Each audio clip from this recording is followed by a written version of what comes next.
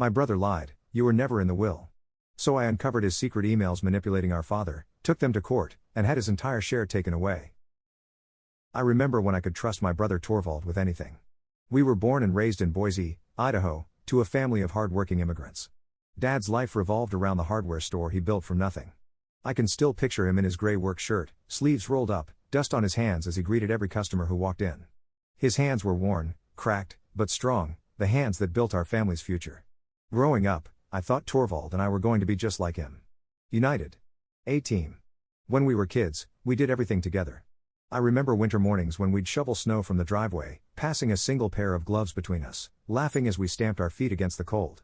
Summers were for fishing trips and afternoons spent at the store, watching Dad handle customers like an old friend, knowing each one by name. Torvald was always different from me, more ambitious, hungrier for the world beyond our small town. One day, "You're on, we'll make something bigger out of this store," he'd say, his eyes alight with ideas. I'd shrug and tell him that it was fine just as it was. Our father built it from scratch, and that was enough for me. I liked the place exactly as it was, the scent of wood and metal, the aisles of screws and bolts, the steady stream of familiar faces who relied on us. But I never argued with Torvald, I figured we had years to figure it all out. When Dad's health started declining, Torvald's attitude shifted. I noticed it in the way he started pushing me about the future. He'd come around less and less, only showing up when there were big decisions to be made. I brushed off his distance at first. "You know Torvald, he's got big ideas," Dad would say with a dismissive chuckle when I asked why he hadn't visited lately. But still, the absence hurt. I was there every week, making sure Dad had his medications, picking up his groceries, watching football games with him to keep him company.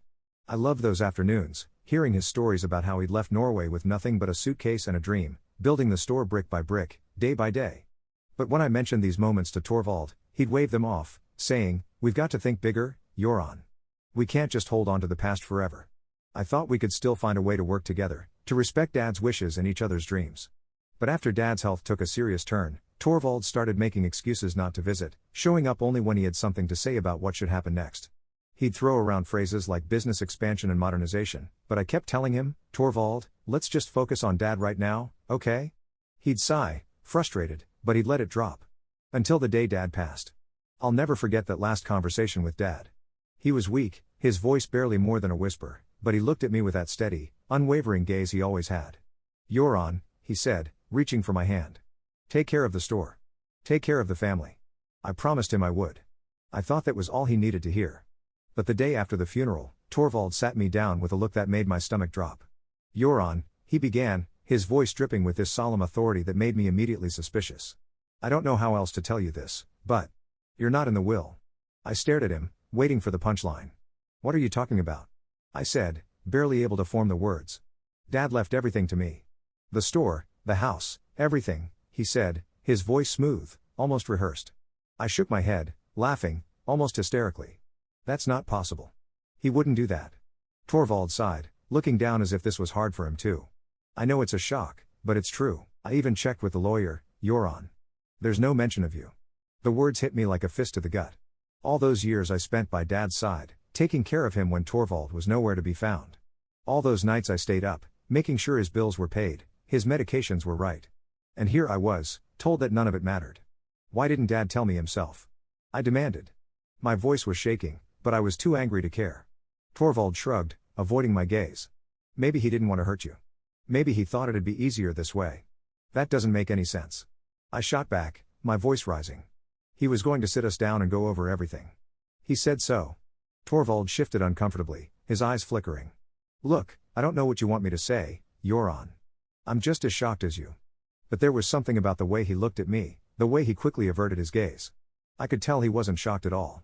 Days went by, and that gnawing feeling in my gut wouldn't go away. Every time I thought about it, the betrayal stung sharper. I couldn't shake the feeling that something was horribly wrong. Dad would never have done this. He was fair. He was honest. If he'd wanted the store to go to Torvald, he would have told me himself. But he hadn't. So why did Torvald seem so certain? Unable to sit with the doubt any longer, I decided to go see Dad's lawyer, Mr. Farnsworth. The old man remembered me immediately and greeted me with the kind of familiarity that only comes after years of family business. "Mr. Farnsworth," I began, trying to keep my voice steady, "I wanted to ask you about Dad's will. My brother says. He says I'm not in it." Farnsworth looked taken aback. "Not in it? You're on, that can't be right." Your father was very clear about wanting both you and your brother involved. In fact, he hadn't finalized anything when we last spoke. My heart thudded in my chest. What do you mean, not finalized? He asked me to hold off on completing the document until he could make some adjustments, Farnsworth explained, his brow furrowing. He wanted to ensure both of you were included fairly. I was silent for a moment, processing what this meant. So, there's no final will? Farnsworth shook his head. Not to my knowledge. I thought you knew. I left Farnsworth's office in a daze, my thoughts whirling. Torvald had lied. But why? What could he possibly gain by cutting me out, except everything? That night, I went to Dad's house. I hadn't been back there since he passed, and the emptiness was overwhelming. I made my way to his study, the room where he spent so much of his time, and I began searching through his things, desperate for any clue that could explain what Torvald was up to. After a while, I found it, his old laptop, still plugged in by his desk. I booted it up, searching through his emails, praying for some clarity. And that's when I found them. Hundreds of emails from Torvald to Dad, dating back months. The words on the screen were manipulative, cruel, like someone I didn't even recognize as my brother. He was trying to convince Dad to leave me out, making me sound unreliable, uninterested. In one email, he wrote, "Yoran doesn't care about the business. He's never understood what you built the way I do. Leaving it to him would be a mistake." My hands shook as I scrolled through the messages, each one more damning than the last. He'd played on Dad's doubts, used Dad's illness to his advantage, twisting every word I'd ever said about the business into proof that I didn't deserve it. The betrayal was like a knife in my chest. I felt like I couldn't breathe. My own brother, the person I'd trusted more than anyone, had been scheming against me, manipulating our father's final wishes for his own gain. When I finally confronted him, I barely recognized the person in front of me. Torvald didn't deny it, he just looked at me, a flicker of guilt in his eyes, but mostly defiance. "What did you expect, Yoran?" he said, his voice low. "You were always Dad's favorite. You were the one he counted on. I'm the one who's actually going to make something of his legacy. That's not what this was about, and you know it." I shot back, my voice shaking with anger. "You manipulated a dying man. You twisted his words and played on his fears." Torvald crossed his arms, his gaze cold and unfeeling. "Business is business, Yoran. If you can't handle that, maybe you don't deserve the store after all." I felt a wave of fury like I'd never known. I wanted to scream at him, to hit him, to do something, anything to make him understand the pain he'd caused. But I knew nothing I said would change him. So I did the only thing I could. I left. I went back to Farnsworth, and I laid it all out, the emails, the deception, everything. It wasn't about revenge. It was about justice. And it was about protecting what Dad had worked his entire life to build. I filed a lawsuit, and the legal battle began. Torvald tried to fight it, of course, claiming I was only interested in the money. But I stood my ground, knowing I was doing what Dad would have wanted. But as the court dates loomed closer, the strain of it all started to wear on me. Friends and family took sides, some even suggesting that I should let it go for the sake of family harmony. My wife was supportive, but even she questioned how far I was willing to go to get justice. Now, as I stand on the brink of a final decision, I wonder, how much more am I willing to sacrifice to right this wrong? And what kind of person does this make me? In the end, I'm not sure where this path will lead. The lawsuit dragged on for months, each day chipping away at my patience and the last shreds of hope that Torvald might somehow find a conscience and back down. Every court appearance, every family gathering, and every phone call with people who just wanted us to work it out pushed me closer to the edge. But I had come too far to turn back now. I wasn't just fighting for my share of the inheritance, I was fighting for my integrity, for the legacy of the father who trusted me to protect what he'd built. The courtroom became a second home. Each session peeled back more layers of Torvald's deception. My lawyer, a sharp but compassionate woman named Amelia, took the lead, making a compelling case based on the emails and falsified documents Torvald had used to try to exclude me. Torvald's face became harder and harder to read each day, but there was a fury lurking there. His anger radiated off him every time he saw me, and I could feel that he was struggling to keep his temper in check. The pivotal moment arrived in the form of a witness we hadn't expected, Dad's old friend and business partner, Eli. I hadn't even thought of reaching out to him, assuming he wouldn't want to get involved in a family feud. But Amelia had tracked him down, and it turned out that Eli knew more than anyone suspected. In court, Eli testified about conversations he'd had with Dad in the last months of his life, conversations where Dad expressed worry about Torvald's intentions. According to Eli, Dad had even told him he feared Torvald would try to manipulate things if he didn't have a solid plan in place. Eli's words landed like a hammer in the quiet courtroom, and Torvald's lawyer was visibly rattled, scrambling to downplay the testimony. But Eli wasn't finished. With a wry smile, he pulled out a recording he'd taken on his phone. Leif wanted to make sure someone could verify his intentions, Eli explained, pressing play on the recording. In the grainy audio, Dad's voice came through, tired but clear. "I love both my boys, Eli. But you're on. He's the one who's been here, through thick and thin. He's the one I trust with the store. Torvald's ambitious, but sometimes ambition clouds judgment. Hearing Dad's voice broke something in me, but it also filled me with a surge of resolve. Dad's own words, preserved like a hidden treasure, were now exposing Torvald's lies in a way no one could refute.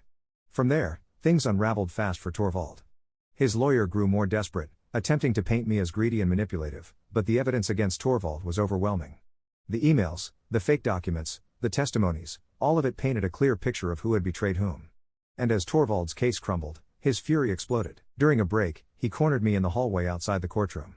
He grabbed my arm, his face twisted with barely controlled rage. "You think you've won, you're on?" he hissed. "You're just as pathetic as you've always been. You'll run that store into the ground without me, just watch." I yanked my arm away, feeling the sting of his words but refusing to let them sink in. "Maybe you're right, Torvald. But at least I'll do it honestly. And I'll have something you lost a long time ago, a family that actually respects me." With those words, I walked back into the courtroom, leaving him standing there, clinging to the last remnants of his delusions. The verdict came down in my favor. The judge ruled that due to Torvald's attempts at manipulation and fraud, he would forfeit his entire share of the inheritance. The assets would be divided as Dad had intended, with the store and family home going to me, while a small trust fund was set aside for charity in Dad's name, fulfilling the last wish he'd expressed to Mr. Farnsworth. But the punishment didn't stop there. Torvald was slapped with fines for falsifying documents and was required to cover my legal fees.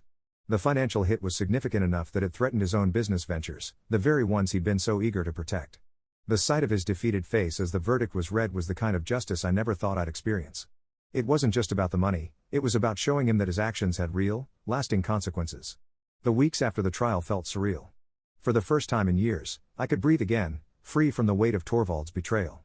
The store was mine, just as Dad had wanted, and I poured myself into running it, honoring Dad's legacy. Each day, I made improvements, but nothing too drastic. I kept the spirit of the place alive, the way I knew Dad would have wanted. Torvald made a few weak attempts to reach out after the trial, leaving angry, bitter messages about how I'd ruined him. I never responded. The family, too, was shaken. Some cousins and distant relatives reached out, telling me I'd done the right thing, while others drifted away, uncomfortable with the family rift. But I'd accepted it. I'd found peace in knowing that I had honored Dad's wishes, that I'd stood up for myself and the values he'd instilled in me. And perhaps the sweetest part of it all came a year later, when an old family friend approached me with an offer to buy Torvald's failed venture at a fraction of what it was worth. Without hesitation, I took the deal. The same business Torvald had tried to build by deceiving our father was now in my hands, a reminder that no ambition was worth betraying family. I didn't take any satisfaction in watching Torvald struggle, though. I simply let him drift out of my life, knowing I had gained something he'd never understand. A clear conscience, a family legacy worth protecting, and the peace of mind that only comes from fighting for what's right. The hardware store might just be a small business in Boise, Idaho, but it's more than enough for me. Dad's legacy lives on, and each time I unlock those doors in the morning, I feel his spirit there, knowing that I fought for his memory and for myself. I may never see Torvald again, but if there's one thing I've learned, it's this: revenge isn't just about getting back what you lost. Sometimes, the best revenge is living a life of integrity, built on loyalty, love, and the values that truly matter. And in the end, I know that's something Torvald will never be able to take away from me.